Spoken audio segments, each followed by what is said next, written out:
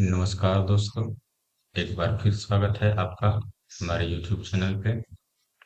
आज आपके लिए लेके आए हैं दिल्ली सल्तनत का भाग 3, जो इतिहास के महत्वपूर्ण प्रश्न हैं, जो पिछली परीक्षाओं पर आधारित प्रश्न हैं।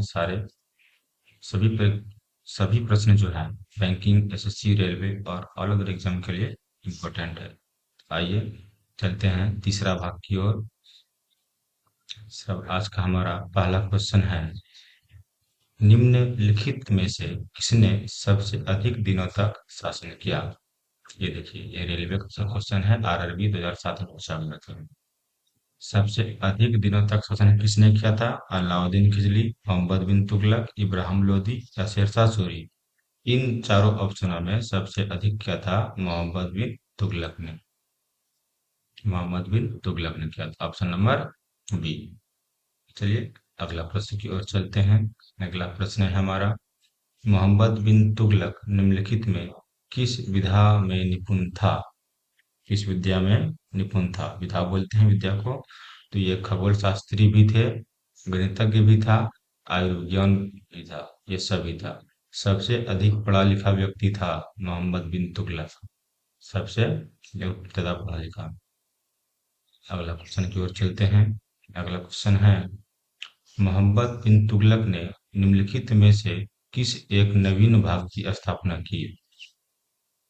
एक नवीन भाग की स्थापना की थी, इसका नाम ऑप्शन था, ऑप्शन नंबर ए। क्या नाम था उसका? अमीर ए कोही। अमीर ए कोही। अगला क्वेश्चन है, मोहम्मद बिन तुगलक ने दिल्ली के स्थान पर नवीन राजधानी किसे बनाई? पहले राजधानी दिल्ली थी, उसके बाद उन्होंने राजधानी दौलताबाद को बनाया। देखिए दोस्तों, ये सबसे ज्यादा पढ़ा लिखा सुल्तान था। इसके कारण से इन्होंने अपने समझदारी की दृष्टि से बहुत अच्छे अच्छे काम किए, लेकिन पता नहीं इसका भाग्य रेखा क्या था, जिसको सारे कामों में इसको फ्लॉप मिल गया और ये पढ़ा लिखा मूर्ख व्यक्ति के रूप में गिना जाने लगा। तो चलिए अगला क्वेश्चन की ओर चलते हैं। अगला क्वेश्चन है, मोहम्मद बिन तुगलक हिंदुओं के किस त्योहार में भाग लेता था? होली में। ऑप्शन नंबर ए, होली में भाग लेता था। अगला क्वेश्चन है, मध्यकालीन यात्री एवं लेखक इब्न बतूता किस देश का नागरिक था? ये तो सबको पता होगा, इब्न बतूता ये मोरक्को का था, मोरक्को से आया था। जिन प्रश्नों के उत्तर आपको पहले से पता होंगे उसे आप कमेंट में जरूर करेंगे, और जो याद नहीं है, सारे क्वेश्चन देखिए पूछे गए क्वेश्चन है उसको आप नोट जरूर कर लेंगे। ये क्वेश्चन रिपीट होते हैं, ये क्वेश्चन जो है रिपीट होते हैं, सारे क्वेश्चन पूछे गए हैं। अगला प्रश्न की ओर चलते हैं। अगला प्रश्न है, निम्नलिखित में कौन पहला सुल्तान था जिन्हें भारत में सांकेतिक मुद्रा का प्रचलन किया? सांकेतिक मुद्रा का, देखिए कौन सा था? ऑप्शन नंबर सी, मोहम्मद बिन तुगलक। पहले बताए हैं कि पढ़ा लिखा व्यक्ति है, ये बहुत सब दिमाग लगाए, लेकिन सारा इसका फ्लॉप। सांकेतिक मुद्रा का जब उपयोग किया तो लोगों ने घर में ही मुद्रा बनाना शुरू कर दिया था। दिमाग लग रहा था, लेकिन इसका अनसक्सेसफुल हो रहा था। इसका भाग्य रेखा में शायद कुछ दोष जरूर होगा। चलिए चलते हैं अगला प्रश्न की ओर। किसने सल्तनत काल में डाक व्यवस्था का विस्तृत विवरण दिया है? किसने संतलत काल में डाक विवरण का विस्तृत विवरण दिया है? यह है यात्री मोरक्को का इब्न बतूता। याद रखना है, मोरक्को का यात्री इब्न बतूता।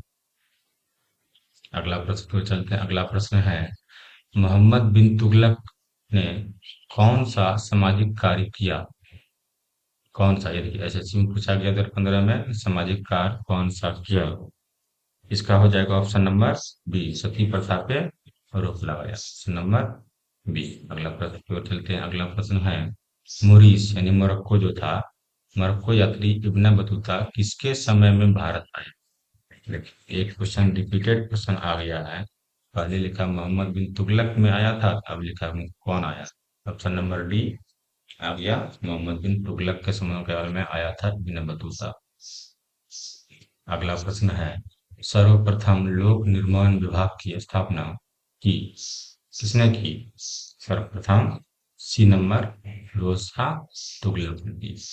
अगला प्रश्न की ओर चलते हैं। अगला प्रश्न है हमारा, दिल्ली के किस सुल्तान ने सबसे अधिक नहरों का निर्माण किया था? सबसे अधिक नहरों का निर्माण किया था फिरोज शाह तुगलक ने। सब। इसका कहना था कि नहरों द्वारा सिंचाई की जाएगी जब खेतों की या फसलों की, तो उपज अधिक होगा। उपज अधिक होगा तो मुनाफा या कर के रूप में जो अनाज मिलेगा वो भी अधिक मिलेगा, इसलिए इन्होंने नहरों का अधिक विकास किया था। आइए अगला प्रश्न की ओर चलते हैं। अगला प्रश्न है, फिरोज शाह तुगलक के शासनकाल में किसकी अधिकता थी? किसकी अधिकता थी? गुलामों की। किसकी अधिकता थी? गुलामों। अगला प्रश्न की ओर चलते हैं। अगला प्रश्न है, निम्नलिखित में से कौन सा नहर फिरोज शाह तुगलक द्वारा स्थापित नहीं किया गया?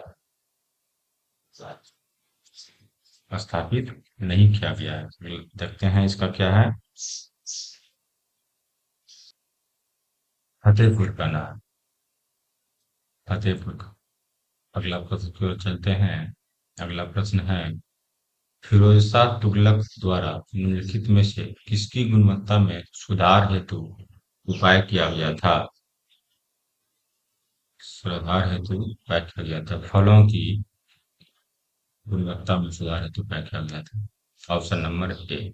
अगला प्रश्न है, फिरोज शाह तुगलक ने निम्नलिखित में से किस पर सर्वप्रथम जजिया कर लगाया था? सर्वप्रथम जजिया कर किस पे लगाया था? ब्राह्मणों पे किस पे लगाया था? ब्राह्मणों पे लगाया था। अगला प्रश्न की ओर चलते हैं।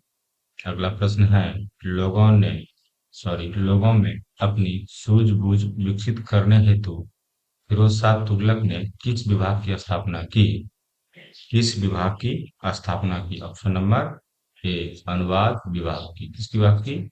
अनुवाद विभाग। इसमें क्या था कि जैसे कोई भी बुक्स है या कोई भी किसी की जीवनी है, वो जिस भाषा में भी लिखी गई है उसको अलग अलग भाषाओं में अनुवाद करने का श्रेय इसी को जाता है, फिरोज शाह तुगलक, ताकि लोग आसानी से पढ़ सके और अपनी सरकार अपनी जो है उसके बारे में सबको जानकारी मिल सके, उसकी घोषणा के बारे में सबको जानकारी मिल सके। अगला प्रश्न है, नसरुद्दीन मोहम्मद तुगलक के शासनकाल में निम्नलिखित में से किसका आक्रमण हुआ? नसरुद्दीन काल में तैमूर लंग आया था। कौन आया था नसरुद्दीन के शासनकाल में? नसरुद्दीन मोहम्मद में तैमूर लंग आया था। अगला प्रश्न की ओर चलते हैं। अगला प्रश्न है, तैमूर लंग ने किस वर्ष भारत पर आक्रमण किया? देखिए ईस्वी ईस्वी वाला क्वेश्चन आ गया है। ये भी पूछा गया एमपीपीसीएस में 2005 में। तैमूर लंग ने कब किया था? 1398। 1398 ईस्वी में। अगला प्रश्न की ओर चलते हैं। अगला प्रश्न है, दिल्ली सल्तनत के तुगलक राजवंश का अंतिम शासक निम्नलिखित में कौन था? निम्नलिखित में कौन था? दिल्ली सल्तनत के तुगलक राजवंश का कौन था? तुगलक राजवंश का नसरुद्दीन महमूद। कौन था? नसरुद्दीन महमूद। क्वेश्चन को देखिए, ये आईएएस प्री एग्जाम में पूछा गया है, इसलिए बोले थे सभी क्वेश्चन जो है इम्पोर्टेंट है, समझ के पढ़ने लायक क्वेश्चन है, नोट करने लायक क्वेश्चन है। जरूर आप लोग नोट करेंगे और कमेंट में हमें बताएंगे कि आपको हमारा सेशन कैसा लगता है। चलिए, और आज का अगला प्रश्न की ओर चलते हैं। अगला प्रश्न है, तैमूर के आक्रमण के बाद भारत में किस वंश का राज्य स्थापित हुआ? ये हुआ सैयद वंश का। किसका हुआ? सैयद वंश का। Option number B.